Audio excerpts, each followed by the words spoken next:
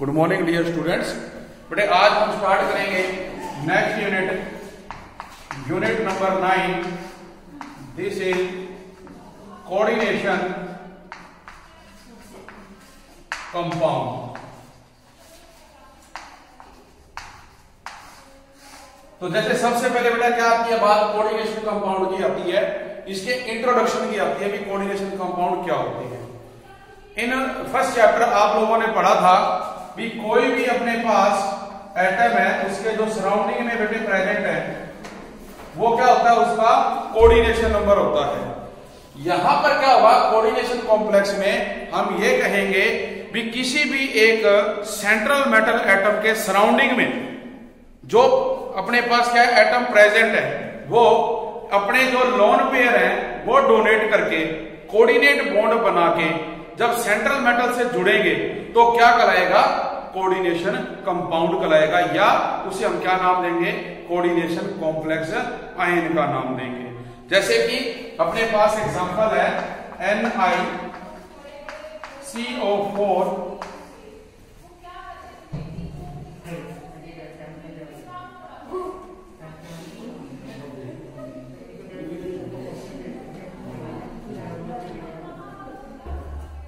तो इसमें देखो बेटा जो निकल है ये क्या है, सेंट्रल मेटल एटम, और इसके साथ ये क्या जुड़े हुए हैं,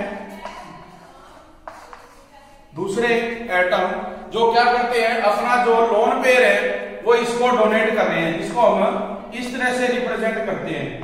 तो ये क्या बना रहे हैं, ये कोऑर्डिनेट बॉन्ड बना रहे हैं इस सेंट्रल मेटल के साथ, ठीक है। इसके ऊपर कोई चार्ज नहीं होता। और भी हम कोई दूसरा एग्जांपल ले सकते हैं जो क्या कर रहे हैं, अपना लोन पेयर इसको देते हैं और इसके साथ जुड़ के कोऑर्डिनेट बॉन्ड बनाएंगे, तो इसको हम क्या नाम देते हैं, कोऑर्डिनेशन कॉम्प्लेक्स का नाम देते हैं, ठीक है। तो जो इंट्रोडक्शन है उसमें यही बातें बेटे आपकी आएगी भी जो हम लास्ट यूनिट 8 पढ़ के आए हैं, उस यूनिट 8 में आपने क्या पढ़ा था, ट्रांजिशन मेटल्स के बारे में।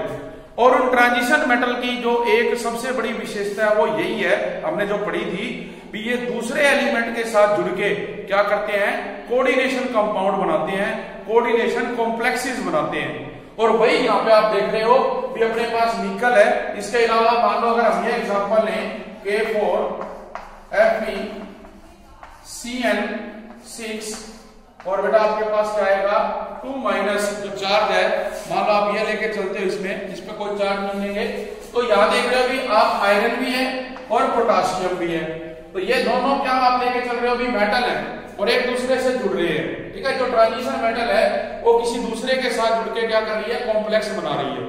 तो इन सभी को हम क्या कहते हैं, कोऑर्डिनेशन कॉम्प्लेक्सेस क्या देते हैं। तो इस यूनिट में जो हमारा मेन एम रहेगा वो यही रहेगा भी कोऑर्डिनेशन कंपाउंड्स क्या होते हैं, इनकी प्रॉपर्टीज क्या होती हैं, कैरेक्टरिस्टिक्स क्या हैं, इनके स्ट्रक्चर क्या है।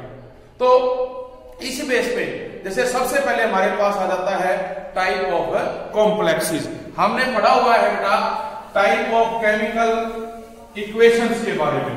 तो जो केमिकल इक्वेशन आपको पता है 3 टाइप की होती हैं, जो वेरी फास्ट होती हैं, वेरी स्लो होती हैं, और एक है जो मॉडरेट स्पीड से। इसी प्रकार से जो आपके पास टाइप ऑफ कॉम्प्लेक्सेस है इसमें हम क्या देखेंगे भी, एक तो आपके पास क्या आएंगे पॉजिटिव कॉम्प्लेक्सेस और कटायनिक कॉम्प्लेक्सेस। दूसरा क्या रहेगा, नेगेटिव कॉम्प्लेक्सेस और अनायनिक कॉम्प्लेक्स। थर्ड बेटा इसमें रहेगा आपका न्यूट्रल कॉम्प्लेक्सेस, ठीक है। मतलब ये हुआ भी देखो जो पॉजिटिव कॉम्प्लेक्सेस है इसका मतलब है जो हमारा फार्मूला होगा उस पे क्या है, पॉजिटिव चार्ज प्रेजेंट है, और पॉजिटिव चार्ज होने की वजह से हम उसको कटायनिक भी कह देंगे। दूसरा मान के चलो भी जो हमारे पास है उस पे क्या है, नेगेटिव चार्ज प्रेजेंट है, तो उसको हम क्या कहेंगे, अनायनिक कहेंगे। और एक क्या है जिसके अंदर क्या है न्यूट्रल है, कोई चार्ज नहीं है, वो क्या कराएगा बेटा न्यूट्रल कॉम्प्लेक्स। इसका जो एग्जांपल अभी जैसे मैंने बताया एग्जांपल NiCO4, तो आप देख रहे हो बेटा इसके ऊपर कोई भी चार्ज जो है किसी भी प्रकार का प्रेजेंट नहीं है, तो ये क्या कराएगा, ये न्यूट्रल कॉम्प्लेक्स कराएगा। लेकिन अगर हम पॉजिटिव की और नेगेटिव की बात करें तो इसमें हमारे पास बहुत सारे एग्जांपल हैं।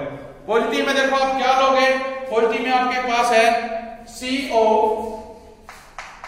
NH3 की 6 और बाहर क्या है बेटा +2 चार्ज। तो आप देख रहे हो भी यहाँ पे इसमें क्या +2 चार्ज है। जब हम क्या करेंगे इस कोबाल्ट का ऑक्सीडेशन नंबर निकालेंगे तो ये क्या है X, जबकि अमोनिया पे जो चार्ज है बेटा क्या होता है 0। इट मींस X + 6 × 0 = +2 और X पे क्या आएगा +2। इसके ऊपर जो चार्ज है वो क्या है +2 है। तो ये क्या कराएगा, कटाई नहीं किया, पॉजिटिव कॉम्प्लेक्स कराएगा। जबकि दूसरा बेटा जो हम कर रहे हैं वो क्या है अनायनिक कॉम्प्लेक्स, जिसपे क्या है माइनस चार्ज प्रेजेंट होता है। इसके लिए एग्जांपल आप ले सकते हो, जैसे अपने पास है FeCN6 2-। अब यहां देखोगे भी FX साइनाइड पे क्या है -1 चार्ज है, तो बेटा ये X + 6 × -1 = -2 और X = क्या आ जाएगा आपके पास, देखो ये 6 उधर जाएगा, 4 लेते हैं इसको बेटा 4, तो 4 - 2 X पे क्या आ गया +2 चार्ज आ गया आयरन पे। लेकिन यहां क्या देखो 2- और हम क्या कह रहे हैं नेगेटिव कॉम्प्लेक्स, इसको क्या कहा जाता है अनायनिक कॉम्प्लेक्स कहा जाता है। तो ये सारे क्या है एग्जांपल रहेंगे जो टाइप ऑफ कॉम्प्लेक्स है उसके। इसके बाद जो हम बात करेंगे बेटा वो है डबल साल्ट और कॉम्प्लेक्स की। भी डबल साल्ट और कॉम्प्लेक्स में क्या डिफरेंस होता है। तो जैसे सबसे पहले आप बात करो भी जो कॉम्प्लेक्सीज हैं, कॉम्प्लेक्सीज में आप देख रहे हैं K4FeCN कितना लिया था अभी हमने 6, तो ये तुमने ले लिया, तो ये तो क्या हो गया अपने पास एक कॉम्प्लेक्स हो गया बेटे। जबकि आप देखो भी जो डबल साल्ट है इसमें मोर salt FeSO4 NH4 twice SO4 24H2O, यही रहेगा अपने पास जो मोर साल्ट है इसका फार्मूला बेटा, ठीक है। जबकि जो इसमें 6 वाटर आएंगे और जो बेटा पोटाश एलम है, पोटाश एलम ये क्या रहेगा K2SO4 पोटासियम सल्फेट और साथ में क्या आएगा एल्यूमिनियम सल्फेट Al2SO4। मतलब जो हमारे पास है इसमें Al2SO4 की थ्राइस .24 वाटर। इसी तरह और भी एग्जांपल है जिसमें आप देख रहे हो ये दो जो है साल्ट आपस में जुड़े हुए हैं, इसको हम क्या नाम देते हैं डबल साल्ट का नाम देते हैं। तो एक बात आ जाती है भी इन दोनों में डिफरेंस क्या है, ये कॉम्प्लेक्स है और ये डबल साल्ट है। अब देखो इसमें क्या होता है बेटा, जब इनको वाटर में ऐड किया जाता है, ऐड इन वाटर, तो ये बेटे कंप्लीटली डिसोशिएट नहीं होते हैं, डू नॉट कंप्लीटली डिसोशिएट। जैसे कि आप देखें भी K4FeCN6 से क्या करेगा 4K प्लस में FeCN6 ये यहीं पर रह जाएगा, इससे आगे ये डिसोशिएट नहीं होगा, आयोनाइज नहीं होगा। लेकिन अगर हम बात करें बोर साल्ट की या पोटाश एलम की, तो इसमें आप देखोगे ये क्या देगा आपको पोटाशियम, प्लस में क्या मिलेगा 2 एल्यूमिनियम, प्लस में क्या मिलेगा बेटा सल्फेट और प्लस में क्या मिलेगा वाटर मॉलिक्यूल। जो डबल साल्ट है वो वाटर सोल्यूबल है, कंप्लीटली पूरी तरह से वाटर के अंदर क्या है आयोनाइज हो जाते हैं। तो ये एक मेन डिफरेंस इसके अंदर दे रखा है कॉम्प्लेक्सीज और डबल साल्ट के अंदर। तो इसके बेस पे अपने को बेटा डिफरेंस आता है जिसमें डबल साल्ट में और कॉम्प्लेक्सीज के अंदर। तो देखो बेटा जो डबल साल्ट है और अपने पास कॉम्प्लेक्सिज, इसमें डिफरेंस रहेगा। क्या डिफरेंस रहेगा? देखो भी इसमें ये बताया जाएगा आपको भी जो डबल साल्ट है बेटा यूजुअली ये क्या कंटेन कर रहे हैं, आप देख रहे हो दो साल्ट से मिलके बने हुए हैं, एक और एक दो। जबकि हम क्या देखते हैं कि जो कॉम्प्लेक्सिज हैं इसके अंदर दे आर फॉर्म्ड मे और may not be equimolar proportion. भी जब ये आपस में जुड़ते हैं, जैसे आप देख रहे हो ये जुड़े हुए हैं, तो ये इक्विमोलर प्रोपोर्शन में हो भी सकते हैं और नहीं भी हो सकते। सेकंड पॉइंट हम क्या कहेंगे भी जो डबल साल्ट है ये एग्जिस्ट करते हैं only in the solid state. In aqueous solution जब हम इसको वाटर में डिसॉल्व करेंगे तो ये कंप्लीटली आयोनाइज हो गया, जबकि जो कॉम्प्लेक्सिज हैं वो डिसोशिएट नहीं होते हैं। थर्ड पॉइंट आपका जो आएगा उसमें आप कहोगे भी जो डबल साल्ट है ये सारे आयनिक है बेटे and do not contain any coordinate bond, किसी भी प्रकार का कोऑर्डिनेट बॉन्ड नहीं बनाते। जबकि कॉम्प्लेक्सिज हैं इनके बीच में बेटे क्या है, कोऑर्डिनेट बॉन्ड बनता है। फिर एक प्रॉपर्टी और बताई गई है भी जो डबल साल्ट है are same as those of its constituent compound, मतलब जिनसे मिलकर ये बने हुए हैं इनकी प्रॉपर्टी सेम रहती है। लेकिन हम कहेंगे कॉम्प्लेक्सिज के अंदर जो प्रॉपर्टी है बेटा वो क्या रहती है, डिफरेंट रहती है, सेम नहीं होती। इन डबल साल्ट जो मेटल आयन है शो देयर नॉर्मल वैलेंसी, भी वो अपनी जो नॉर्मल वैलेंसी है वो शो करते हैं। जबकि बेटा जो अपने पास कॉम्प्लेक्सिज हैं वो डिफरेंट टाइप की वैलेंसी शो करेंगे। और ये जो कॉम्प्लेक्सिज हैं इनमें जो वैलेंसी आएंगी, एक तो इसमें क्या आएगी प्राइमरी वैलेंसी और दूसरी बेटा क्या आएगी इसमें सेकेंडरी वैलेंसी। दो टाइप की वैलेंसी शो करेंगे कौन, जो कॉम्प्लेक्सिज है। लास्ट इसमें हम क्या कहेंगे भी जो डबल साल्ट है ये क्या कहता है बेटा, लॉस कर देता है अपनी आइडेंटिटी।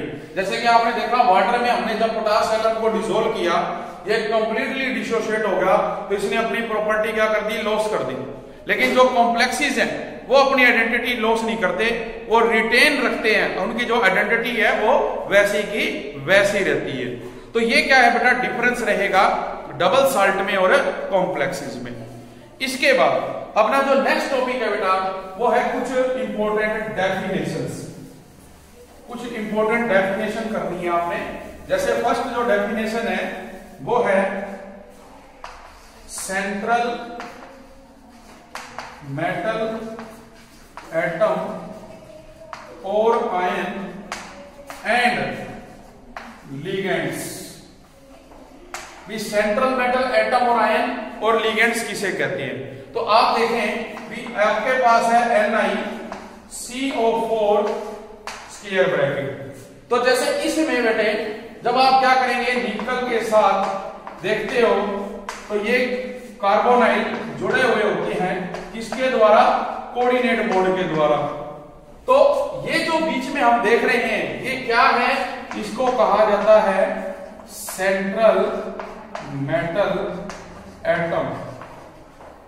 जबकि इसके साथ जो बेटा ये कोऑर्डिनेट बॉन्ड बना रहे हैं इनको हम क्या नाम देते हैं, लिगेंड्स का।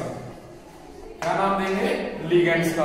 तो आप क्या कह सकते हो भी, हम ये कहेंगे भी जो हमारे पास क्या है एक सेंट्रल मेटल एटम जिसके साथ दूसरे जो डोनर एटम है वो अटैच होते हैं उसको क्या कहेंगे, मतलब एक ऐसा एलिमेंट जिसके साथ डोनर एटम अटैच है, that is called central metal atom और आयन।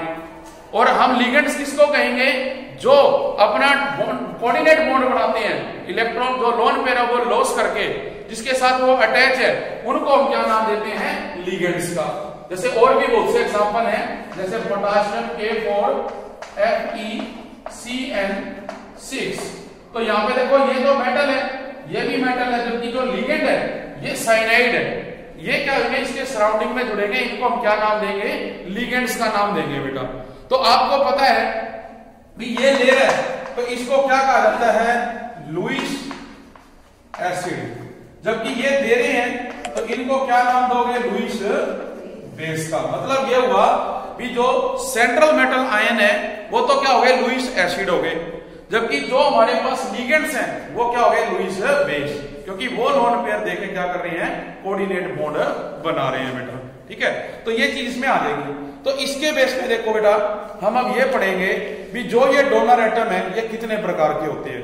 अब देखो एक जो अपने पास लिगेंड है वो एक लोन पेयर दे रहा है, अब जरूरी नहीं अभी एक ही हो, दो भी हो सकते हैं, तीन भी हो सकते हैं। तो इसके बेस पे हम मोनोडेंटेड या यूनिडेंटेड, डाइडेंटेड या बाइडेंटेड, ट्राइडेंटेड, टेट्राडेंटेड ऐसे नाम देते हैं।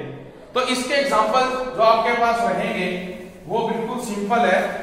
जैसे आप देखते हो बेटा भी जो अमोनिया है NH3, इसके पास एक लोन पेयर प्रेजेंट होता है, तो इसको हम क्या नाम देंगे? इसको आप नाम दोगे यूनिडेंटेड का। लेकिन अपने पास जैसे एक एग्जांपल है CH2 NH2 यहां पे नाइट्रोजन पे ये दो लोन पेयर है, तो इसको क्या कहा जाता है? डाइडेंटेड। क्या नाम दिया जाएगा? डाइडेंटेड। इसको क्या कहते हैं? Ethane 1,2 diamine. और जो शॉर्ट एब्रीविएशन है वो ऐसे लिखा जाता है इसको ब्रैकेट में। इसी प्रकार से बेटा क्या हो जाएगा? अपने पास तीन वाले आ जाएंगे, इसको आप क्या नाम दोगे? ट्राइडेंटेड का नाम दोगे, ठीक है। और फिर अपने पास क्या? टेट्राडेंटेड आ जाएगा। जो टेट्राडेंटेड है उसका एग्जांपल जैसे हम लेके चलते हैं EDTA4-। और ये क्या है? Ethylene diamine tetra acetate. मतलब ये हुआ कि आपके पास क्या है?